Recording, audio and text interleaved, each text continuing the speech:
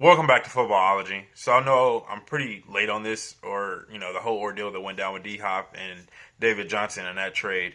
I know a lot of people right now are kind of crucifying Bill O'Brien for making that trade and making that deal for a receiver that's a top five at worst case scenario, top five wide receiver, and a guy that's really in the middle of his prime and hasn't shown any signs of slowing down or aging and anything of that nature. And you pretty much give him away for a running back who hasn't put together a good string of seasons. And David Johnson's literally one of my favorite running backs in the league. So, I understand David Johnson he has good potential. He's shown potential, but he's not that guy right now. And D Hop is that guy right now. And so it's really interesting for Bill O'Brien to make that deal. So really, I want to pose this question to my footballologists out there. Whenever is a good time to actually trade away a superstar player? If there is ever a good time to trade away a superstar player. Recently, I did a Madden franchise with a lot of my friends. It was kind of cool. We started the league off pretty much at bare minimum. Every team was a 70 overall, and we had to rebuild our teams. So we got to the point where we were like 7, maybe 8 years into this thing, and I had a receiver that was a superstar receiver, in my opinion. This guy was a beast. He could drop passes if he thought about it. He was just doing everything right as a player. And so I know that we don't have to, in Madden anyways, you don't have to deal with the stuff off the field. I know that was a big part in this whole Bill O'Brien trade with D-Hop and getting rid of D-Hop for David Johnson and all that. I know that this was a big deal, the off-the-field aspect. So we don't have to deal with that. So even now, we put that in our mind. Like, if you have a disgruntled superstar, and let's say, for instance, more or less because you're not winning, or he feels like the team isn't kind of building towards winning a championship or getting to that point of winning a championship, and he comes to you and he tells you this, do you feel like that's the right time to get rid of him? Even if he's in the middle of his prime, even if he hasn't peaked or anything of that nature, and he hasn't shown any signs of slowing down or aging? When is the right time to actually get rid of a superstar player?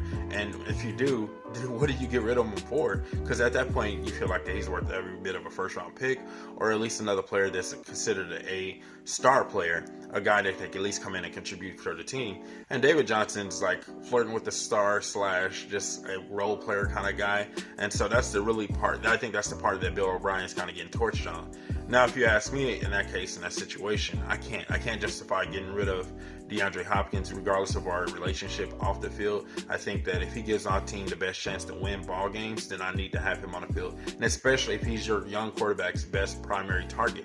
And that's you taking away from your quarterback, and you don't want to do that. If you love your quarterback so much, the idea is to kind of give him weapons to build around him, not to take things away from him and make him struggle even more, or at least be more susceptible to bad plays and things of that nature. We know Deshaun Watson has thrown some balls that if it wasn't D-Hop he was throwing it to, things would have changed. Things would have been a lot different on that play. So I'm just kind of curious. I really want to hear from my footballologists out there. Like, what do you guys do in this situation? If you had a disgruntled superstar, and it's all because you guys are not winning. It's not because that he's disgruntled because of anything else. He just doesn't feel like the team is going in the right steps. What do you say to him? Do you trade him and do you get a star in return? How do you go about proceeding, taking care of this situation? Like I said, for me personally, I'm retaining my guy, and I'm trying to figure out how we can become a better team together and hopefully give him the best chance to get a win a championship. And you think about guys throughout the years like Larry Fitzgerald, who's been on his team, through the downs and a lot of downs, and he's still been coming in and performing like crazy, and that's why he's a living legend.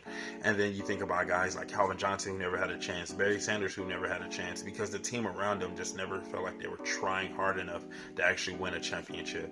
So at that point, do you get rid of them just to give them guys an opportunity to win a championship, or do you keep them to say, let's win a championship together?